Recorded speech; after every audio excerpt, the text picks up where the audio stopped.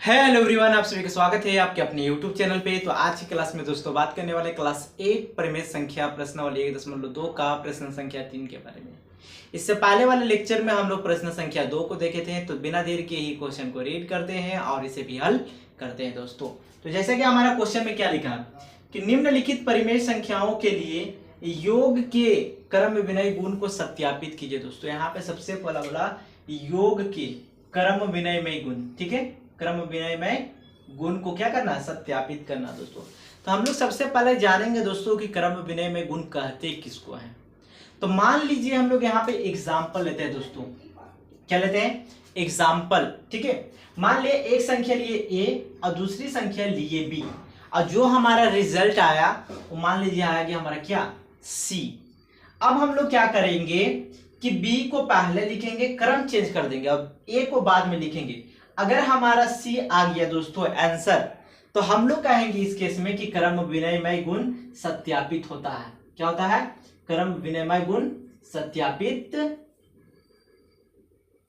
होता है, ठीक है, सत्यापित होता है दोस्तों।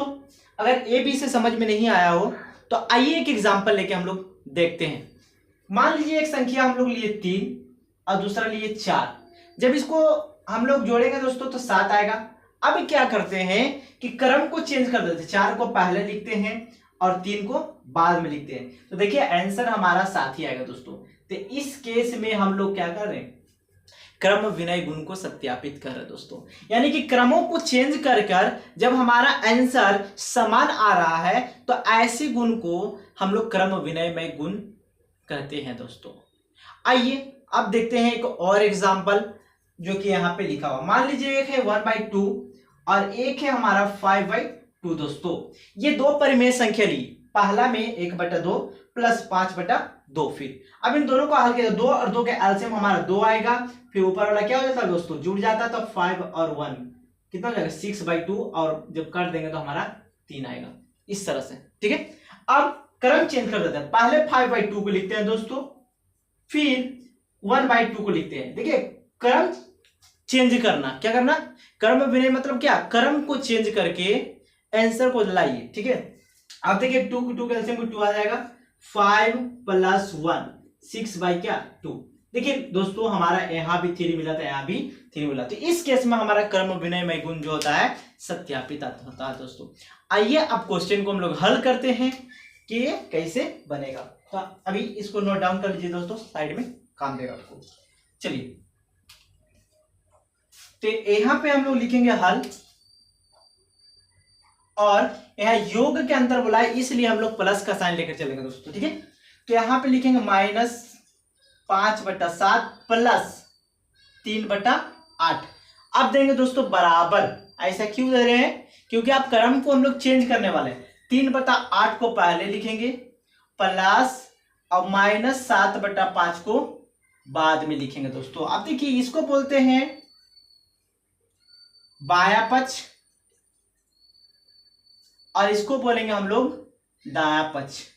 अब इन दोनों का हल करेंगे दोस्तों, एक बार बाया पक्ष को और एक बार दाया पक्ष को, और देखेंगे कि आंसर में हमारा क्या आ रहा है, ठीक है।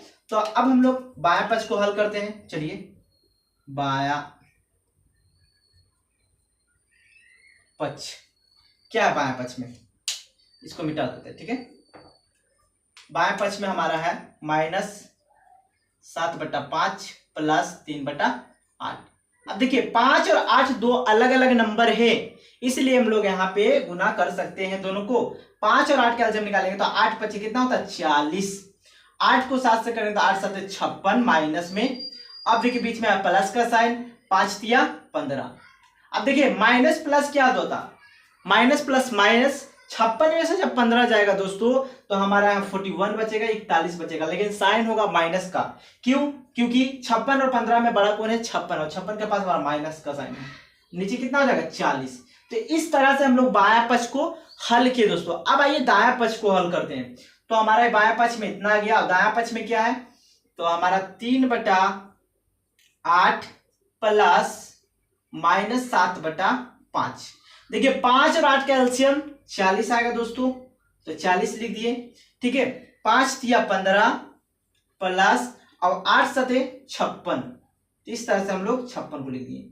अब यहाँ पे देखिए दोस्तों, हम लोग क्या करने वाले, 15 जैसा के तैसा प्लस माइनस -56 बटा कितना है 40। अब देखिए यहाँ कुछ नहीं होता, प्लस के साथ होता प्लस माइनस, माइनस होता 56 में से 15 जाएगा तो 41 बटेगा, लेकिन साइन किसका रहेगा, माइनस का, और नीचे क्या लिखेंगे हम लोग 40 लिखेंगे दोस्तों। तो इस तरह से देखिए दोस्तों, बायां पक्ष में और दायां पक्ष में हम लोगों का आंसर समान आया, इसलिए यहाँ पे लिखेंगे सो देयरफॉर यहाँ क्रम विनिमय गुण, क्रम विनिमय गुण सत्यापित होता है, तो इस तरह से हम लोग पहला को हल किए दोस्तों, ए नंबर को हल किए। इसमें और भी क्वेश्चन है, चलिए उसको देखते हैं। यहाँ तक नोट डाउन कीजिए और वो वीडियो को पॉज कीजिए, तब तक मैं क्वेश्चन को उतारता हूं। तो क्वेश्चन नंबर 3 का ए को करने के बाद हम लोग अब क्वेश्चन नंबर 3 का बी को करने वाले हैं दोस्तों। चलिए आइए देखते हैं। सबसे पहले क्या लिखते हैं हम लोग, यहाँ पे हल लिखेंगे दोस्तों। क्या लिखेंगे सबसे पहले हम लोग कि -5/8 प्लस देंगे दोस्तों -9/13, ये लिखने के बाद अब क्या करेंगे, इक्वल का साइन देंगे। सबसे पहले ये वाला को लिखेंगे कि -9/13 प्लस बीच में और -5/8 बाद में लिखेंगे। अब एक बार बायां पक्ष को हल करेंगे और एक बार दायां पक्ष को हल करेंगे। चलिए बायां पक्ष में यहाँ पे लिखते हैं, बायां पक्ष में क्या है, तो -5/8 प्लस -9/13। अब इसको हल कीजिए दोस्तों। देखिए 13 और 8 दो अलग अलग नंबर है, तो ये मल्टीप्लाई हो जाएगा। 13 8 104 होता है दोस्तों, तो 13 8 104 नीचे लिख देते हैं। 13 5 65 माइनस में, और 8 9 72 माइनस में, ठीक है। इस तरह से अब देखिए दोस्तों कि -65 प्लस माइनस माइनस होता है 72, अब बीच में हमारा क्या है 104। अब कितना आएगा देखते हैं, माइनस माइनस हमारा होता है प्लस, और तो जोड़ने पे हमारा आ जाएगा 2 और 5 7 और 7 और 6 13 माइनस में, यानी कि हमारा जो आंसर है दोस्तों -137/104। तो बायां पक्ष में हमारा ये आंसर आया दोस्तों। अब चलिए दायां पक्ष को करते हैं। तो दायां पक्ष हमारा ये है, तो यहां लिखेंगे दायां पक्ष में कि -9/13 पहले लिखेंगे प्लस -5/8 यहाँ पे लिखेंगे। 13 और 8 का जब एलसीएम निकालेंगे ना दोस्तों, तो हमारा 104 ही आएगा, ठीक है। 8 9 72 माइनस में, प्लस बीच में 13 5 65 माइनस में। अब देखिए दोस्तों यहाँ पे क्या करने वाले हम लोग, -72 प्लस -65 नीचे है 104। अब इन दोनों को जोड़ेंगे, क्योंकि माइनस माइनस होता प्लस, और 65 और 72 को जोड़ेंगे तो हमारा 137 आएगा दोस्तों। तो 137 हमारा माइनस में और बटा 104। देखिए दोस्तों बायां पक्ष को जब हल किए हम लोग तो हमारा -137/104 आया, और जब दायां पक्ष को भी हल किए तो हमारा सेम नंबर आया। तो इस केस में हम लोग कह सकते हैं कि क्रम को चेंज करने पे हमारा आंसर क्या आया दोस्तों, सेम आया। इसलिए यहां क्रम विनिमय गुण सत्यापित होता है।